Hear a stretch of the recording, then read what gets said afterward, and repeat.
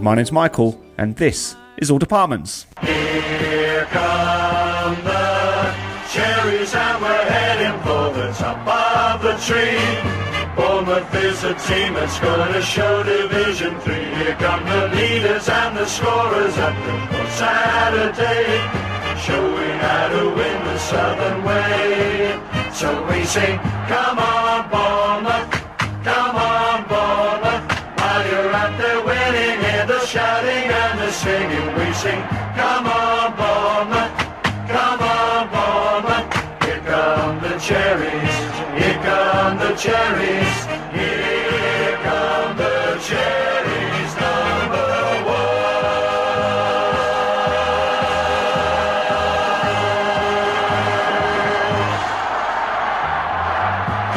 Hello and welcome to episode 11 of All Departments. Cup fever is threatening to sweep the town once again, just as it did exactly 30 years ago on the 7th of January 1984, when our beloved Cherries made their own piece of giant-killing history by beating the holders Manchester United in the third round of the FA Cup at Dean Court. On the score sheet that day was striker Ian Thompson, and I spoke to him on the phone a few days ago. Ian, welcome to All Departments. Okay, thanks very much. Nice to speak to you. So we'll go on to talk about the famous game against Manchester United in a little while. But first of all, could you just tell us about how you first came to the Cherries? 1983, playing for Salisbury in non-league. And the manager there was a guy called Jack Butler who played professionally himself for a few clubs. And he had he was very friendly with the then manager of Man City, John Benson.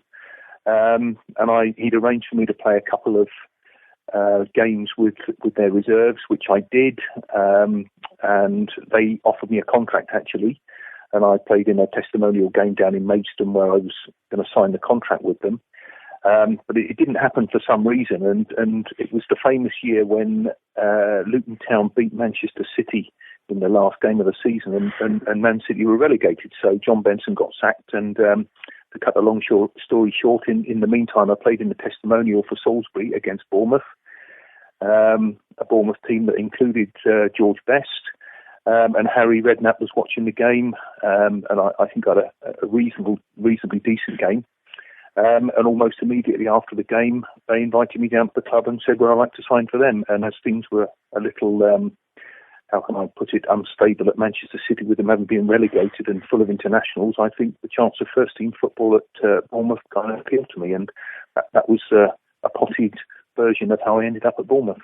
Now, Harry wasn't the manager then, was he? Don Megson was in charge for a little while after Yes, Harry came up with that particular team. I don't think Don Megson was there, and he recommended me to Don Megson, and I was one of two or three signings that season for the club, and it was Don Megson who was manager at that time for the 83-84 season. Unfortunately for Don, he didn't last very long into that season. I think Harry took over, was it around October time? Yeah, we didn't have a great start to the season. I think we lost a number of games on the bounce, and we also got knocked out of the League Cup against Bristol City, I think, and it was inevitable really with such a poor start, I think, that things would change, and so they did, and Harry took over in his first managerial role on his own as a professional manager, and that was an interesting time for him, no doubt. And what was it like working with Harry? As I said, he was cutting his teeth as a professional manager, and I think he was. He just instilled this belief in players, I would say, much of the time that made you think you could go out and win games. And we had a reasonable season in that first year. He took things a little personally sometimes, but I think you would. And we all had our little ups and downs with him. But what a great tactician and what a great motivator. And I think training was always fun. And he knew his stuff both on the training ground and was learning very much as a new manager. So, the 3 years that I was there with him, I got nothing but praise for the guy. And I think he did a superb job, as his record will say. But it was really interesting working with him as a new manager and him finding his way in the lower leagues. But, really good to work with him. Yeah, well, he soon made an impact because the FA Cup kicked off on November the 19th, I think it was. We played Walsall, and that would have been Harry's first FA Cup game in charge. You scored in that one, didn't you? I did, and we were in the Channel Islands for the week in the lead up to the game in Jersey. We'd gone on a pre-season, little bit of not pre-season, sorry, a pre-match sort of camp. We were out for about four days, came back on the Friday. Mixed a lot of fun with a lot of hard work and training in preparation for the game. And we beat them very comfortably 4-0. I think I scored probably in the first minute of the game. And it set the tone for the game, and they were never in it. And I think whatever happened on the mini tour in Jersey, whatever is behind closed doors stays there. But Harry will tell you that it's brilliant preparation because we won 4-0. Obviously did the trick. And then we drew a non-league side, Windsor and Eton, and we struggled in the first game against them at their place. It was 0-0. Do you remember much about that? I do. It was a horrible day, and we'd gone up there on the day. It was an evening kick-off. I think it was an evening kick-off, or because I'm sure it may have got postponed on the Saturday. I think I seem to remember that. Perhaps I'm wrong, but I think it was an evening kick-off, and it wasn't very nice conditions. And we kind of fought for our lives a little bit against a very, very tough non-league side who were a decent side at the time. Got them back to Dean Court for a replay, and we comfortably beat them in the end, 2-0. I think Steve Carter and I remember scoring a header in that game. And, you know, obviously we already knew the prize awaiting us in round 3, and I think that probably stirred us on to what I thought was actually a relatively comfortable victory against them in the replay, but certainly in the first leg it could have gone either way. Yeah, because like you said, you knew, and the crowd knew, that Man United were up next if we could get through that one. Following that game, the club rapidly announced they were going to issue tickets, well, obviously with season ticket holders, but then via a voucher system if the fans turned up at the next game, which was against Newport. And we went from having crowds, well, our average crowd appears to have been a mid-3,000s leading up to that. And it was over 7,000 in that game against Newport. Clearly the people of the town flocked to Dean Court to try and get hold of one of those vouchers. I think I can remember doing something similar myself. I also remember queuing around the ground. There wasn't any internet sales or anything like that in those days with my dad, and waiting for hours to get a ticket on the day they went on sale, despite having this voucher. And I mean, the interest must have been enormous. Were you aware of a bigger build-up to the tie than for other games? I think we probably were, and obviously it captured the imagination of the town who was playing the then third division football, which is, you know, the League One standard that we've got in the structure now. So of course it was capturing the imagination, but we were playing, you know, teams, and it is very much the case of in the run up to it, you've got league games, you've got to focus on league form, and that probably was quite difficult because I think we were all thinking, you know, we've got Manchester United, one of the biggest clubs in the world, coming down with full of international players. But of course, we all wanted to play well enough in the build-up so that we were in one of the starting positions. And I mean, that was what it was like then. You know, I guess a lot of players may have been carrying little injuries, but there was no way anybody was going to say they were carrying an injury because you kind of wanted to get in the team and play. So, you know, there was an incentive for us to do well. And I think we were aware that crowds went up, because I do remember myself about the furor around Manchester United coming and bigger crowds. So yeah, of course we were building up to it in a very different way, but it was very much business as usual up until we played the last league game before that, and then you could kind of sense the town was kind of building to what turned out to be a monumental occasion for the club and the town. Yeah, it's listed in the book of statistics that I've got as being a crowd of exactly 15,000. I'm sure that isn't entirely correct. It was probably a bit more than that on the day. A few extra people squeezed in. Were you harassed for tickets by friends, family, and people you hadn't heard of for years? Not particularly, because I'm not from Bournemouth, and it was my first season, so I probably would say at the time we didn't know a lot of people in Bournemouth. We only just moved down there 6 months before, or maybe even 5 months before this game. But obviously friends and family from home. You know, I don't remember not being able to get tickets for anybody, or at least pointing them in the direction so that they could buy the tickets. But of course, we had people come down from my home in Kent. We had people from South Wales. We had people from the Midlands coming down, and it was very much a sort of a party atmosphere from the start to the finish, because of course what happened in the game is well recorded in its history. So yeah, there were lots of people who wanted to come down. I don't recall not being able to at least point anyone in the right direction and get a ticket. So in that respect, I think that was probably the same for all the players. And United were then, in the pre-Alex Ferguson days, Ron Atkinson was the manager. They weren't quite the force that they subsequently became, and they are now, but they were still a big, big club. They were the holders of the FA Cup, and it's stuffed with, as you said, internationals, famous players. Did Harry have any special words of advice before the game, or did he just give the kind of regular team talk and it all kind of went right on the day? Well, I think we stayed together the night before the game. I think it was the Roundhouse or one of the hotels in the centre of Bournemouth. We stayed there on the Friday night, which of course was different. We didn't used to do that. And I just remember him really more or less just saying, look, this is a game where you don't really need motivating because you are playing against, a one of the biggest clubs in the world. And they did have, for example, their midfield two were Ray Wilkins and Brian Robson, both ex-captains of England or captains of England. So, you didn't really need that kind of inherent motivation to be given by Harry. But his whole attitude to it was, if you don't believe you can go out and win, there's no point going out and playing. So you've got to go out, take it as it comes. And whilst I know he's sort of said in his book that I've just been reading recently that, maybe he wasn't convinced we could actually win the game at the time, he certainly didn't give that impression to us. And I think probably when we walked out there, and it was an unusually big gate, 15,000 plus, the atmosphere was incredible, and you can't help but get lifted by that. And of course, this cup shot was only going to take off it was only going to happen if we absolutely believed in ourselves. And probably Manchester United didn't have a great day. And as it happened, that is exactly what occurred on that occasion. So I think Harry's trick was whatever he felt himself, he made us believe we could win the game. Just go out and play, and take the opponents as the motivation to win.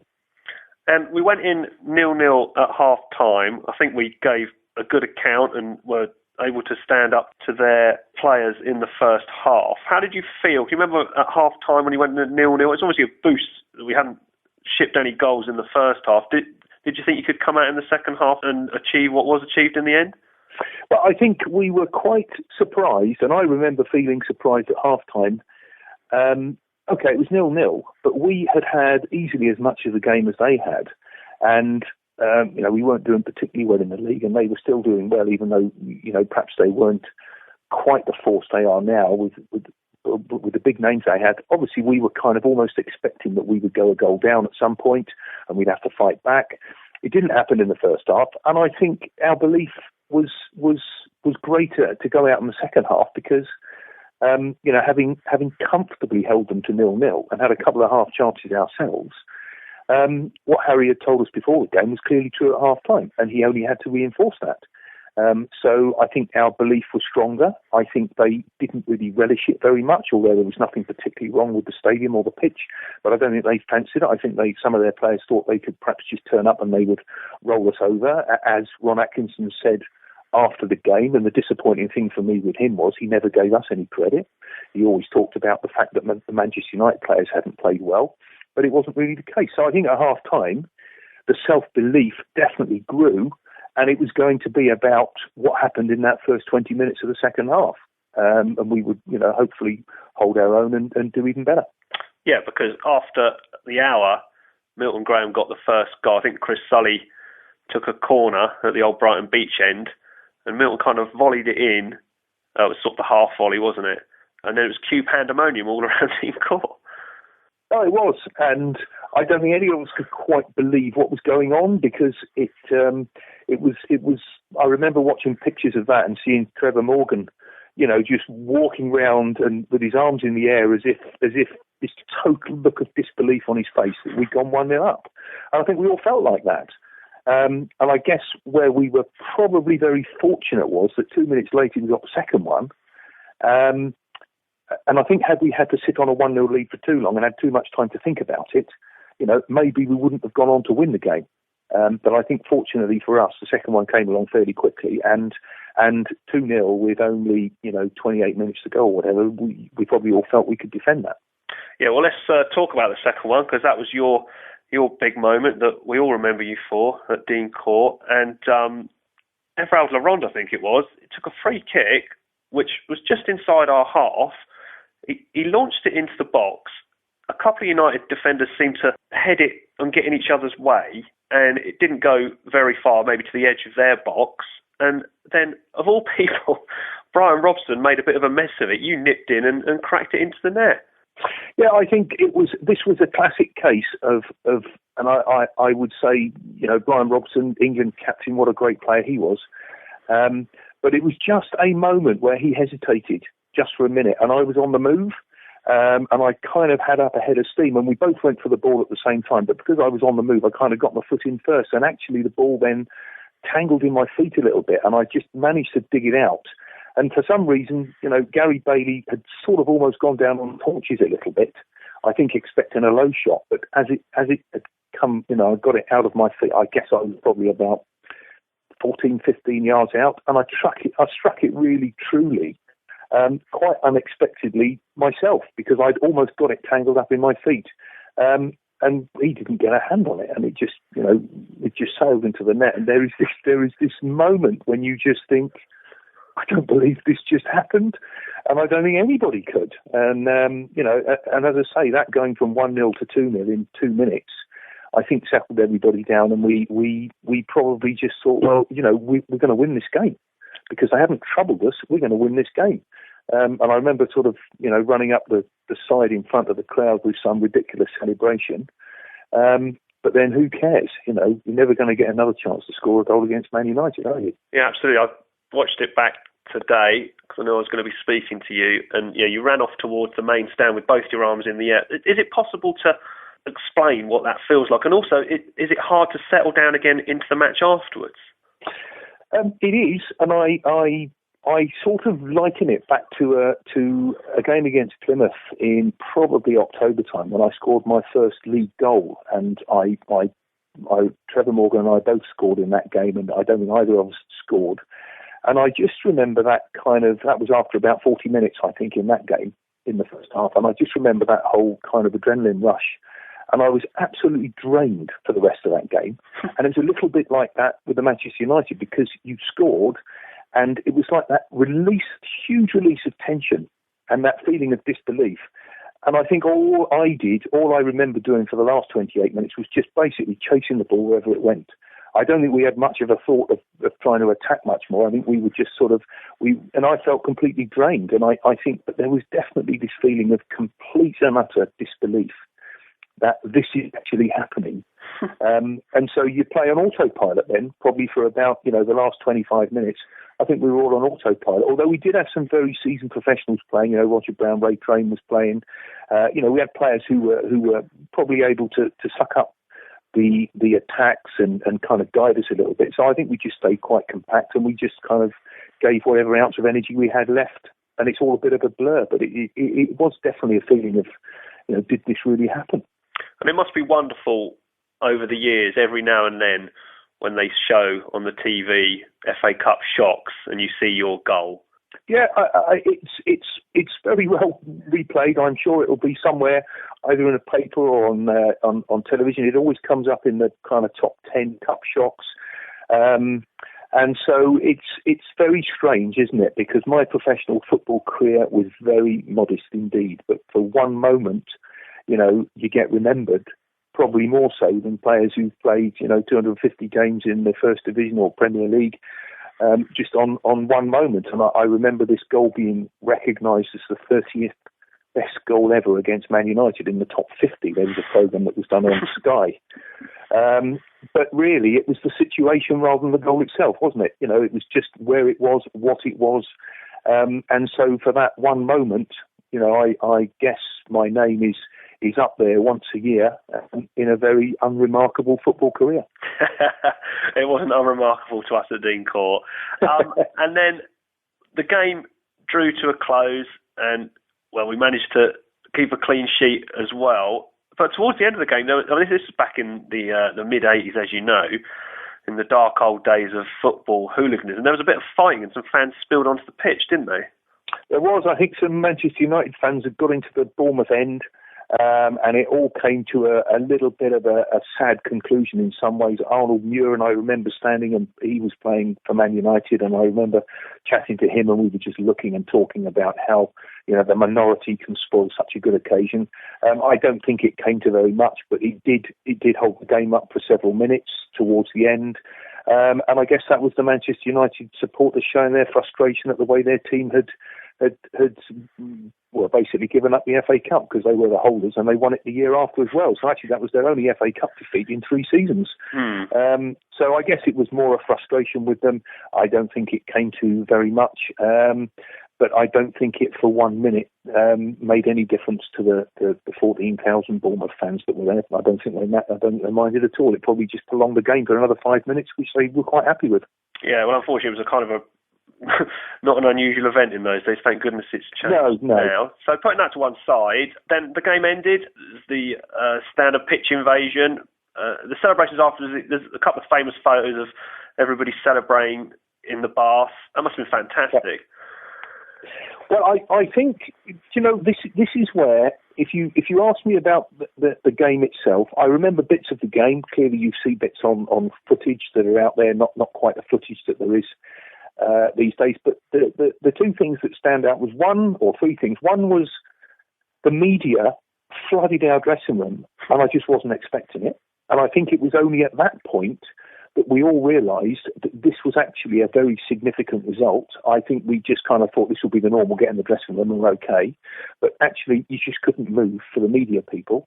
We then, of course, had the whole, come on, let's all get in the communal bath, that, of course, you don't have these days for all sorts of reasons. And those pictures there are up and have been sort of shown in newspapers and in various magazines over the years. And then, of course, there was Harry's brilliant interview afterwards, where he had no thoughts about sadness for Manchester United at all, and said, no, why should I? He talked about them having first division, and his great little interview afterwards, where the Bournemouth fans were standing round him and they just sort of cheered him. And I think it was only that sort of events afterwards that made me and others realise just how significant that result was. And so it's proved when you look at greatest cup shocks, because in those days, the top sides played their first 11.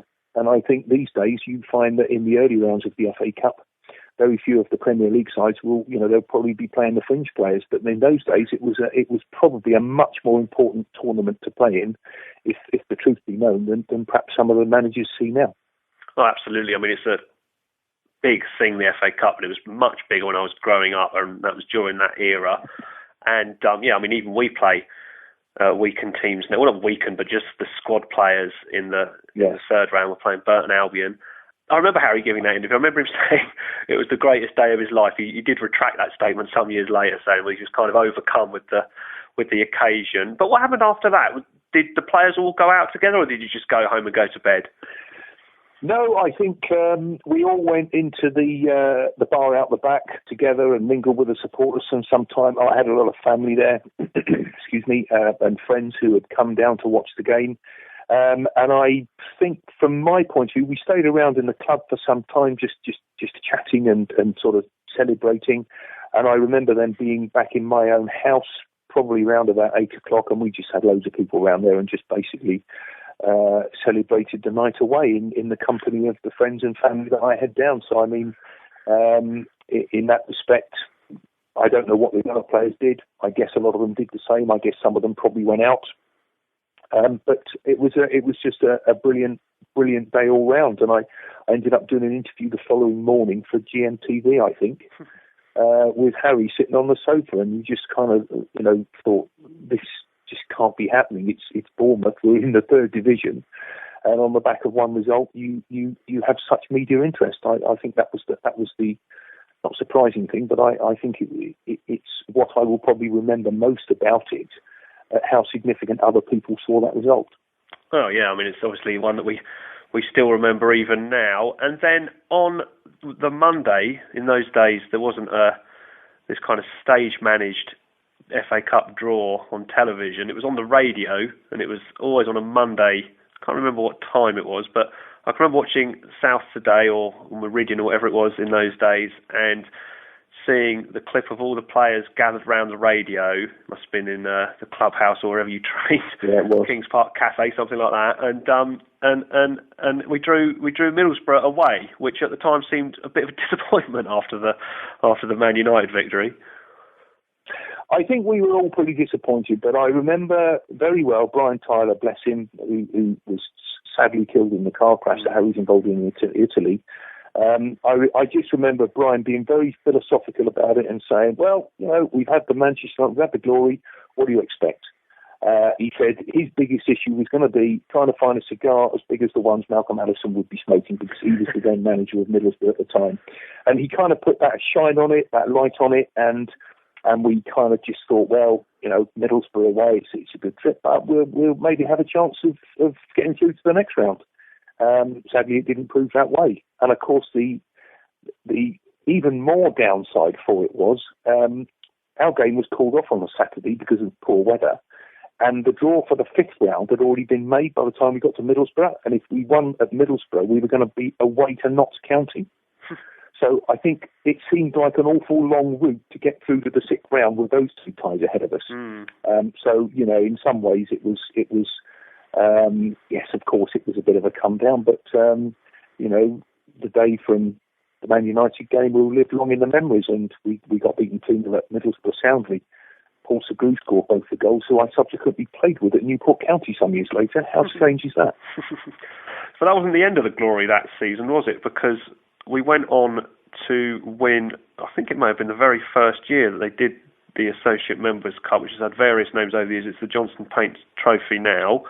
I've got the list of the ties in front of me. You scored in a couple. I think you might have scored in the semi-final against Millwall.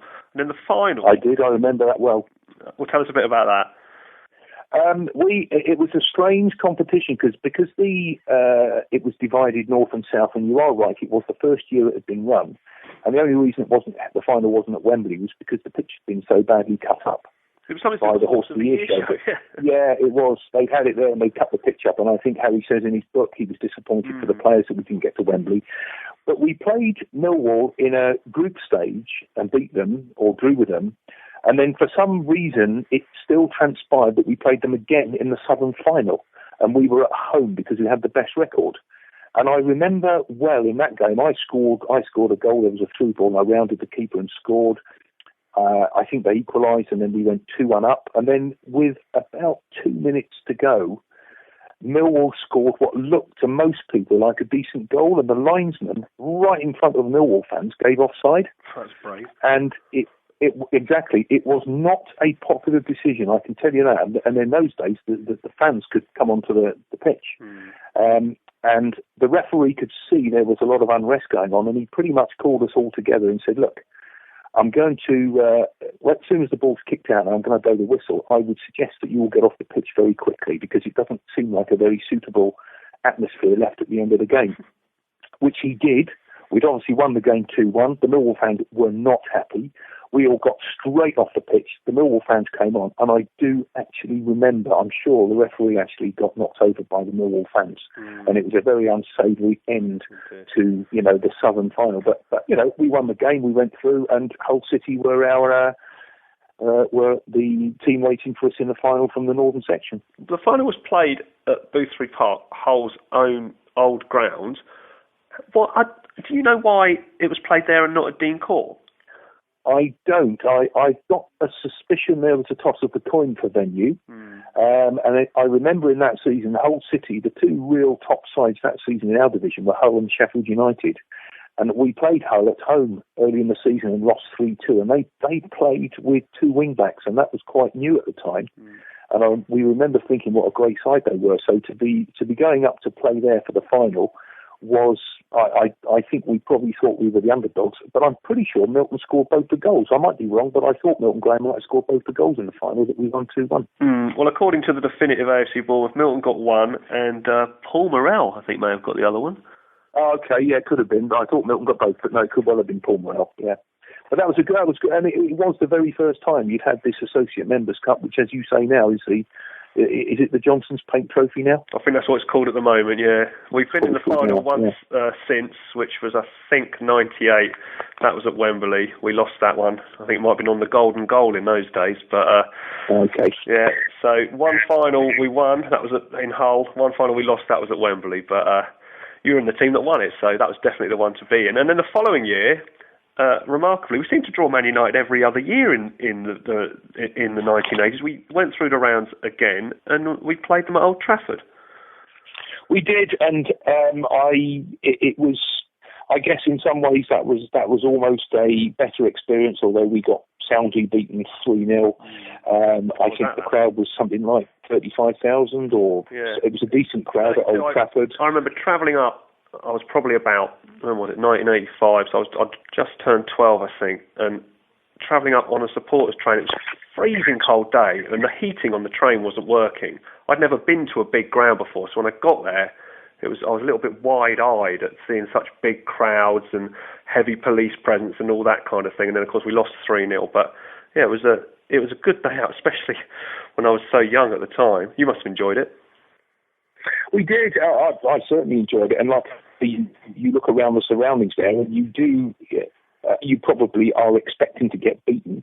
But I remember we had a couple of chances quite early in the game. I think I had a header that the keeper saved quite down at his left-hand post. We had another couple of half chances before they scored. But I think the difference between the two sides on that day was Gordon Strachan, an absolutely fantastic game.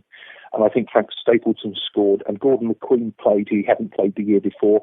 So they kind of had possibly a slightly better side out, and they had all their first team out, and 3-0 was a fair reflection of the game. But I think we sucked in the atmosphere, and it was revenge for them in some ways, although I'm sure they didn't see it that way. It was a different season, a different game. But no, we thoroughly enjoyed the experience of playing at such a big ground. And I remember that just as well as the game at Dean Court. And Harry's magic wand with the cup draws continued, because the following season, I think you played in at least one of the games against Everton in the League Cup. Did you play in the one at Goodison Park? I played in the Goodison Park game, and we were 2-0 up after 8 minutes. Colin Clark and Colin Russell scored one each, and Everton had a fantastic side at the time. It was Year Lineker played for them. We ended up losing the first leg 3-2 up there, and I think I played the game directly opposite Pat Vanden Houwe, who was no mean tackler. I think he taught me a lesson or two in that game. But we gave a very good account of ourselves up there, and that was a fantastic stadium to play in. I was either suspended or injured for the second leg. I think I was probably injured, and we actually lost 2-0 quite comfortably. Yeah, I can still see him heading the ball into the net at the south end. He did. I remember watching the game and being disappointed not that I couldn't play. But again, going to Everton and playing at Goodison Park, it was just a great experience, much like the Manchester United experience early on. Yeah, so you had a short but quite eventful professional career, and you played in a few big games and a few big grounds, and obviously you got a medal for winning the Associate Members' Cup, and never to be forgotten goal against Man United. You deserve a medal for that. But then, unfortunately, injury brought your professional career to an end. Yes, it did. Strangely, not the knees and the ankles that you'd expect, but I had a problem with my pelvis, and after travelling up to Harley Street and being told that you need a major operation, you don't recover for 15 months, and going down to Weymouth to have a number of injections, I did sort of play some games, but I never quite got rid of it. And I think my last couple of games were Wolves away, we beat 3-0, and Notts County. And I guess the choice then was either going for some major surgery, which would have meant I was out for a whole season, and maybe more, or just sort of knock the professional career on the head. And I think probably in agreement with the club, in those days and the sort of money you were earning, it probably wasn't worth either me or the club to go through, because I was probably 28 then anyway, 27, 28. And, you just weighed up the pros and cons. And I think because I already had a career as a teacher, it probably made sense to cut the losses and run. And I know on the back of me retiring through injury, I think the club and I both had a little bit of an insurance payout. They bought Trevor Aylott and obviously went on to get promotion the following year. So, that was obviously a really good move to retire me off. Everyone was a winner. But you still carried on playing in non-league football. I think you went to Salisbury and then you moved to Wales. Is that what happened? Yes, I did. I didn't play for 6 to 8 months because the injury wasn't right. But then after having given it more or less 7 or 8 months rest, I remember started playing in January. Went back to Salisbury where I'd been, but then, career and family moves brought me to South Wales, and I ended up going to Newport County and was there for their very last game as Newport County when they kind of went into liquidation. And that's where I came across Paul Segru and quite a lot of other. Phil Bignell I played with. He was at Newport with me, strangely as well. And so they were they went into liquidation, and I moved straight up the same season to Merthyr Tydfil, and we actually got promoted into the conference that year, and I then played a season and a half with them at the conference level until I had another couple of nasty injuries. I broken nose a couple of times, and I broke my leg. And that more or less finished, me playing at that kind of standard. And I played a bit of Welsh League stuff after that, but that was about it. And then, of course, the teaching career went from strength to strength. I know you're a head teacher in a school in Swansea now. Do the kids at your school know any of your history? Do they know about the Man United goal or anything like that? Very occasionally it'll get mentioned. The footballers amongst them or who dads might know something about it. Yeah, it very occasionally gets mentioned. It's not a topic of conversation that anybody ever has, and I'm quite happy to keep it under wraps, to be honest. But I guess at this time of year, if there's a newspaper article or it comes up on the news, one or two of the children might say, "Did you score against them?" And I said, "Yes, I did." You can look it up and see it, but it's a pretty well kept secret, I think, and that's probably how it should be because it's now 30 years ago, and it's in my former life, I think, many years ago. So, but it's a nice memory. It's a really nice memory, obviously. Yeah, it's a great thing to look back on every now and then. And do you still keep in touch with any of the players from that era? None. The last that I kept in touch with was Phil Bignell. I haven't spoken to him for a number of years, but we were very much a team cobbled together from all over, and it wasn't like a team that had been together for years and years and years. So I guess we were more colleagues and teammates rather than we were really good friends. And obviously football takes you all over the country, so you inevitably are going to lose touch. I kept in touch with Sean O'Driscoll for a while. I saw Harry a couple of years ago when he brought Tottenham down to Swansea, and I had a good chat with him about old times, and that was really nice. So, but no, I don't particularly keep in touch with any of them because we were just pretty much journeyman players who were together on that one moment. In fact, none of us ever saw Ray train after that day because it was his last day of his loan, and he disappeared and he never came back. He's a forgotten man from that team. And do you still check the Cherries results from time to time? Yeah, I do. I obviously I look at them all the time, and I'm very pleased that they're now in the championship and doing pretty well, which is good. It's nice to see them sort of quite buoyant as a club. I still keep in touch with the chaplain, Alan Fisher, who was a good guy and still the club chaplain. So I've still got a couple of little ties with Bournemouth, but I've not been back there for many, many years. Well, it'd be great to see you back at the court one day, and thanks so much for your endeavours in your short career with us. That day against Man United will never be forgotten, and thanks for coming on the show. You're welcome, and I hope they have a good cup run this year and hopefully draw Man United in round 4. Fantastic to hear about those glory days from Ian there, and hats off to him and all the players and staff who made that special day long ago so memorable.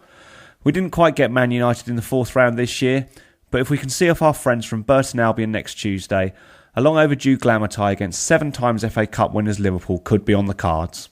That's about it for now, so we'll play out with another airing of this cherry red favourite from the Bewley brothers. When Birmingham visited at the start of December, I'm not sure if I was more disappointed that we got turned over by 2-0, or that we were denied the opportunity to see the wing wizard once again grace the Dean Court turf. So up the cherries in all departments, and goodbye. How are we gonna get through this? How are we gonna get through this one? The pressure is hard to take. The pressure is what we're given. We got waited.